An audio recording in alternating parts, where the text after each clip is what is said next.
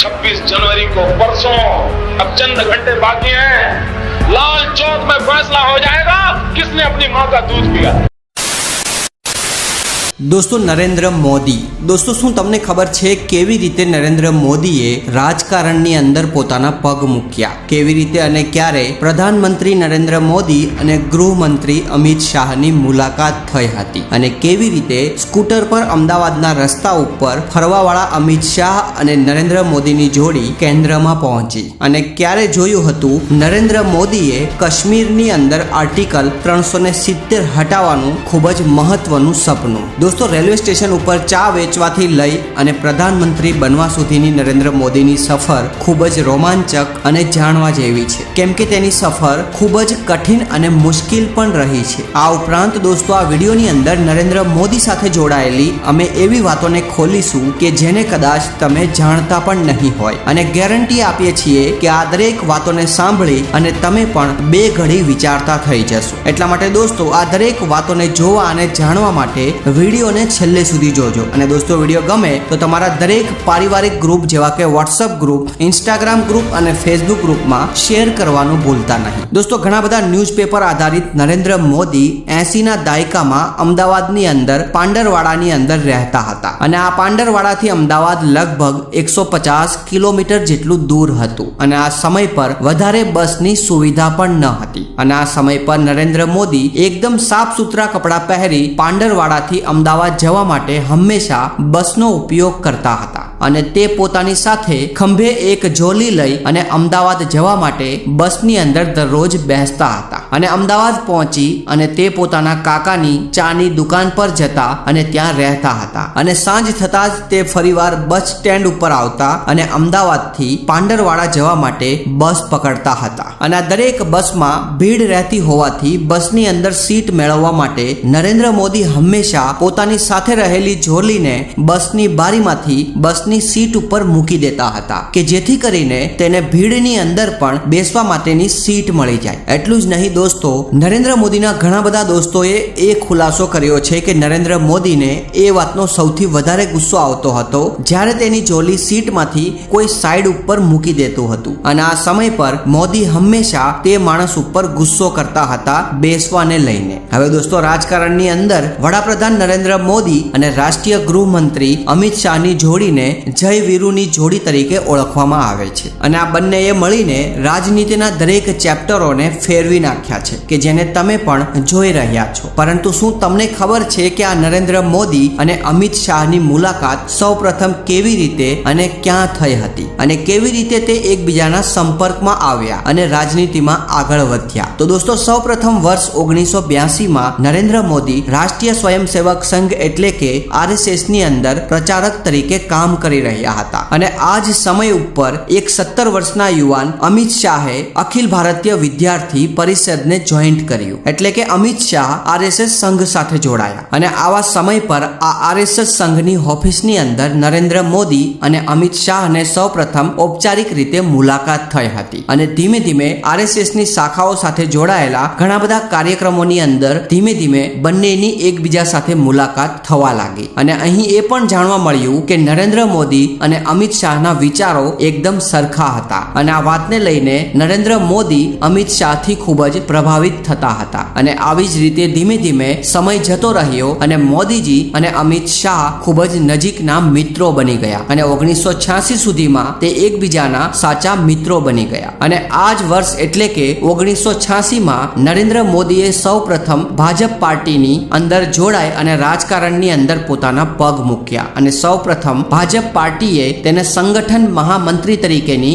ગુજરાતમાં જવાબદારી સોંપી અને આવા સમય પર મોદીજીને તેના રાઈટ હેન્ડ તરીકે એક માણસની જરૂર હતી કે જે સમગ્ર ગુજરાતની અંદર તેની સાથે મદદરૂપ તરીકે રહી શકે અને પાર્ટીની રણનીતિ બનાવે। એટલા માટે આ જવાબદારી તેણે પોતાના મિત્ર અમિત શાહને સોંપી અને તેના જ આગલા વર્ષે એટલે કે 1987માં અમદાવાદ મ્યુનિસિપલ કોર્પોરેશનની ચૂંટણી આવી અને તેની અંદર નરેન્દ્ર મોદીએ ભારતીય જનતા પાર્ટી માટે ખૂબ જ મહત્વના કાર્યો કર્યા। તેણે અમદાવાદની દરેક ગલી ગલીમાં જઈ અને પાર્ટીનો પ્રચાર કર્યો અને જોતા હતા કે પાર્ટીના મોદીજીના પોસ્ટર આ ઉપરાંત બીજું બધું કેવી રીતે ચાલી રહ્યું છે. અને આ સમય પર મોદીજી પાસે સ્કૂટર ગાડી હતી કે જેના ઉપર બેસી અને તે અમદાવાદની દરેક ગલીઓમાં ઘૂમતા હતા. અને મોદીજી આ સ્કૂટર ઉપર પાછળ બેસતા અને સ્કૂટર ચલાવતા હતા તેના મિત્ર અમિત શાહ. અને આવી જ રીતે બંને લાંબા સમય સુધી સ્કૂટર ઉપર બેસી અને અમદાવાદમાં ભાજપ પાર્ટી માટે કામ કરી રહ્યા હતા. અને ધીમે ધીમે નરેન્દ્ર મોદીજી આગળ વધતા રહ્યા અને એક સમય પર દેશના વડાપ્રધાન બની ગયા. અને આ વાતને લઈને તેના મિત્ર સર્કલનું કહેવું છે કે મોદીજી વડાપ્રધાન બન્યા, એટલી ઊંચી પોસ્ટ ઉપર પહોંચી ગયા છતાં પણ તે પોતાની વિનમ્રતાને ભૂલ્યા નથી. અને આજે પણ તે અમને લોકોને યાદ કરે છે અને ક્યારેક સ્નેહ મિલન માટે ભેગા થવાનું પણ કહે છે. અને તેની આ વિનમ્રતાના કારણે જ પીએમ મોદીજી આજે સમગ્ર દેશના લોકોના હૃદયમાં વસી રહ્યા છે અને તે ખૂબ જ મોટા પાવરફુલ લીડર ગણાય છે. પરંતુ દોસ્તો, વડાપ્રધાન સુધીની તેની સફર રાજકારણની અંદર ખૂબ જ કઠિન રહી છે અને તે જોવી ખૂબ જ જરૂરી છે. હવે દોસ્તો ધ્યાનથી સાંભળજો. 90ના દાયકામાં અમિત શાહ અને નરેન્દ્ર મોદીની જોડીના કારણે અને તેના નેતૃત્વ હેઠળ થયેલી 1995ની ચૂંટણીમાં બીજેપીને સૌપ્રથમ જીત મળી હતી. પરંતુ ગુજરાતના મુખ્યમંત્રી તરીકે ભાજપના વરિષ્ઠ નેતા કેશુભાઈ પટેલને બનાવવામાં આવ્યા હતા. એટલું જ નહીં દોસ્તો, ભારતના વરિષ્ઠ પત્રકાર રાજદીપ સર દેસાઈ એક ન્યૂઝની અંદર જણાવે છે કે એક સમય પર ખાનપુર અમદાવાદની અંદર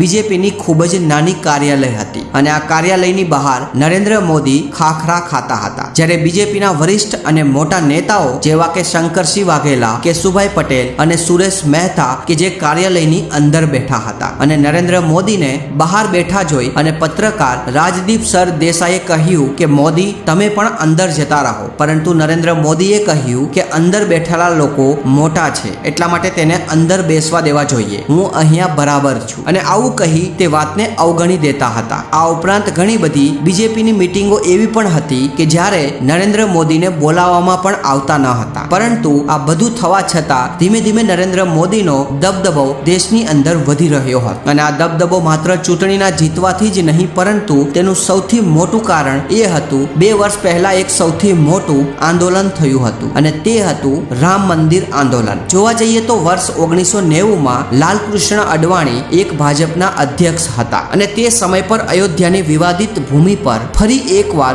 રામ મંદિર બનાવવામાં આવે કે જેને તોડી અને મુગલો દ્વારા બાબરી મસ્જિદ બનાવવામાં આવી હતી. અને આ ઉપદેશ સાથે 12 સપ્ટેમ્બર 1990માં તેણે એલાન કર્યું હતું કે હું એક રામ યાત્રાના મારફતે 30 સપ્ટેમ્બર અયોધ્યા પહોંચીશ. અને એ જ દિવસે તેણે અયોધ્યામાં કાર સેવાનું એલાન કર્યું. અને આવી જ રીતે 25 સપ્ટેમ્બર 1990 થી સોમનાથથી અયોધ્યા સુધીની રામ યાત્રા શરૂ થઈ. અને આ રામ યાત્રા દરમિયાન અડવાણી સાથે તેના રાઈટ હેન્ડ તરીકે કામ કરી રહ્યા હતા નરેન્દ્ર મોદીજી. અને પૂરી યાત્રા દરમિયાન તેણે તનતોડ મહેનત કરી કે જેથી અડવાણીજીને કોઈ પણ પ્રકારની તકલીફ ના થાય. અને આ યાત્રાના 1 મહિના બાદ જ્યારે રથયાત્રા બિહાર પહોંચી ત્યારે આ બિહારની અંદર લાલકૃષ્ણ અડવાણી સમસ્તીપુર સર્કિટ હાઉસની અંદર રોકાણા હતા. અને આ સમય ઉપર બિહારની અંદર લાલુ પ્રસાદ યાદવની સરકાર હતી અને આ સરકાર નહોતી ઈચ્છતી કે આ લાલકૃષ્ણ અડવાણી અયોધ્યા સુધી પહોંચે, એટલે કે તેનું તે આ આંદોલન ખંડિત કરવા માંગતા હતા. અને આ જ કારણોસર તે રાત્રિના 1:30 વાગે બિહાર પોલીસ આ લાલકૃષ્ણ અડવાણીની ધરપકડ કરવા સર્કિટ હાઉસ પહોંચી. પરંતુ આ સમય પર મોદીજી તેની સાથે જ હતા અને જય જય શ્રી રામના નારા લગાવી રહ્યા હતા. એટલું જ નહીં દોસ્તો, નરેન્દ્ર મોદીજીના નેતૃત્વ હેઠળ 5 ઓગસ્ટ 2019ના દિવસે એક ઐતિહાસિક ચુકાદો આવ્યો હતો કે જેમાં જમ્મુ કાશ્મીરમાંથી આર્ટિકલ 370 હટાવવામાં આવ્યો હતો. પરંતુ દોસ્તો, શું તમને ખબર છે કે આ આર્ટિકલ 370 શું હતું અને શા માટે કાશ્મીરની જનતા તેનાથી હેરાન થતી હતી? જોવા જઈએ તો 17 ઓક્ટોબર 1949ના રોજ ભારતના સંવિધાનમાં આર્ટિકલ 370ને સામેલ કરવામાં આવ્યો હતો અને આ આર્ટિકલ કાશ્મીરને ભારતથી અલગ રાખતું હતું. અને આ આર્ટિકલ આધારિત ત્યાંની રાજ્ય સરકાર પોતે જ તે રાજ્ય માટે અલગથી નિયમો બનાવતી હતી. અને આ આર્ટિકલ આધારિત જમ્મુ કાશ્મીરનો ધ્વજ પણ અલગ હતો કે જેને આપણા રાષ્ટ્રીય ધ્વજ સાથે કોઈ મતલબ ન હતો. અને જો દિલ્હી સાંસદની ની અંદર કાશ્મીર માટે જો કંઈ પણ નિયમો બનાવવાના થાય તો સૌપ્રથમ કેન્દ્ર સરકારને ત્યાંની રાજ્ય સરકારની પરમિશન લેવી પડતી હતી. એટલું જ નહીં, આ આર્ટિકલ આધારિત રાજ્યના કોઈ પણ લોકો ત્યાં મિલકત એટલે કે પ્રોપર્ટી ખરીદી શકતા ન હતા અને તેથી રાજ્યની પ્રગતિ પણ થતી ન હતી. અને દોસ્તો, એક પત્ર આધારિત એ પણ જાણવા મળ્યું છે કે નરેન્દ્ર મોદીએ આર્ટિકલ 370 હટાવવાનું સપનું સૌપ્રથમ ત્યારે જોયું હતું કે જ્યારે કેન્દ્રમાં બીજેપીની સરકાર પણ ન હતી અને ત્યારે તે સમય હતો વર્ષ 1998નો. હવે આ વાત ઉપર તમને વિશ્વાસ ના હોય તો તમે જ આ મોદીના ભાષણને સાંભળી લો. हिंदुस्तान की जनता ने हमको जितनी मात्रा में वोट दिए उतनी मात्रा में ही हम गुड डिलीवर कर सकते हैं. अगर हमको 2/3 बहुमत दिया होता तो हम धारा 370 को भी निकालने का निर्णय कर सकते थे.